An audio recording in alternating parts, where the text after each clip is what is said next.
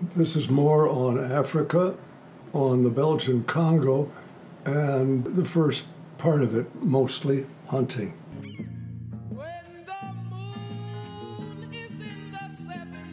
Please join us in listening to the remarkable story from the life and times of Michael Butler.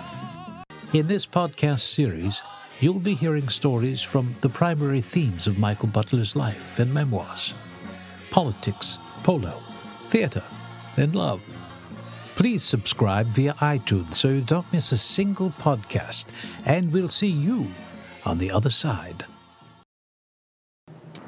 My grandmother, dearest, Baroness Duth, had sent me a letter that I should contact the son of a friend of hers who was in the Belgian Congo. His name was Oswald du Chastelier. He was the Marquis de Chastelier. And she said that she felt that I would probably enjoy him very much. I contacted him and was told to go to Kostermansville, which is where I was at the moment, and to contact Count van der Straten, who was his ADC, and get on the Chastelier's yacht and go across Lake Kivu. We cruised across this incredibly beautiful lake. I saw in the distance an island, and on the island was like a Greek temple, a villa, like a Greek temple. And as we were looking at it, why, a speedboat came out from the island and came towards us, and in the bow of the speedboat, holding on to a lanyard, was a very attractive young lady who was wearing a bikini. It was the first time I had ever seen a bikini. She turned out to be the Princess Deline. She was the wife of the game warden, whom I mentioned earlier, who was also noted for being a crack shot and a man with quite a temper.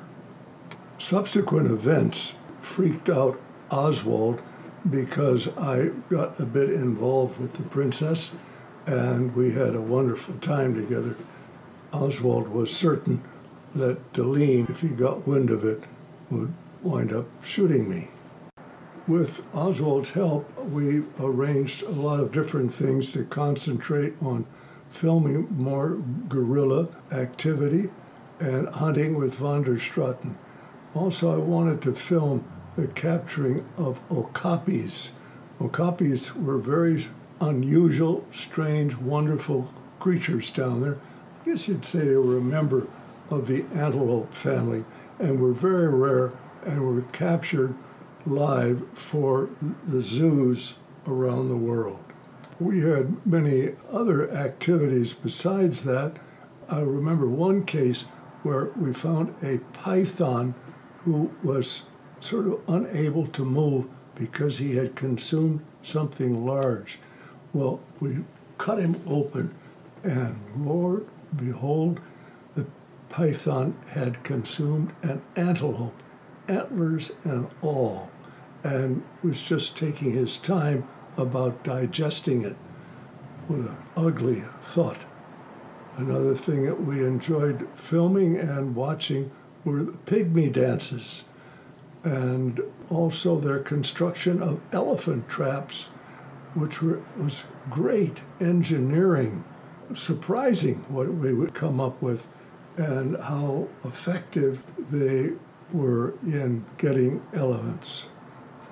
We had a lot of fun with them. Bananas and peanuts were our principal lunch. Another activity was shooting baboons, whom everybody hated, and who were running loose, doing all sorts of damage, so forth and so on. One of the projects I wanted very much to do was to film the peak Margarita, climbing Margarita, which was a great mountain in the Ruwenzori range. We had a very interesting experience Rudy Vanderstraten and myself, I shot a buffalo, but I didn't kill it. I wounded it. And lo and behold, I'd heard this before, but it really happened. This creature circled around to attack me.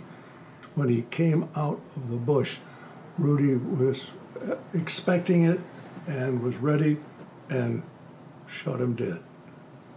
On an escarpment, I don't think, it might have been the Shabunda, I'm trying to remember which one it really was, but it was escarpment, which meant that it would go 2 days in one direction and 2 days in the other. I came across a stalled vehicle which was owned by an oil company executive, and his driver had dropped the fuel pump bowl, and it broke into many pieces. Now, when I say fuel pump bowl, in those days, fuel, the gasoline, was pumped through a filter, and there was a bowl underneath. The real reason for the bowl, and this was in cars, my car and other cars that went along, was to capture any sediment in the bottom of the bowl. And it was very necessary to take it out every now and then and empty it. And what had happened is that the chauffeur had taken it out and then had dropped it. This was a bit of a disaster because here this vehicle was stuck. We couldn't go, and they couldn't go. Only one car in the escarpment. I came to the rescue. I should have gotten all sorts of things in response for having done this. What I remembered is that I had some Scotch tape. And I took the Scotch tape out. We pieced together the glass bowl, which was rather thick glass, so it wasn't that difficult to piece together. And I wrapped the tape around it, and then we stuck the bowl back in to its holder and moved the clip to fasten it in, and by God, it worked. I should have gotten an oil well or something in return for that, or at least an advertisement from 3M. All of the hunting and traveling those days used to be done in teepoys. And a teepoy was a chair that is slung between two large bamboo poles. I sat in it, and there were 2 men in front of me and 2 men behind me. And they had head pads, and these bamboo poles would rest upon them, and they would carry me through the bush and rivers and all sorts of things. And there was no qualms about it. That was the way you traveled. And also, I got over this habit, your gun was usually carried by a gun bearer who was supposed to stay alongside of you. That is a bit of a gamble. I wanted to get an elephant, and Rudy and I went out to shoot an elephant. I shot one, and then I shot another. And it was exciting the first time. The second time, the elephant was part of, there were a couple of them around, and the one that I shot went down. His pal, the other elephant, wouldn't go away. We had to get the natives to make all sorts of noise and so forth and so on. He kept hanging around.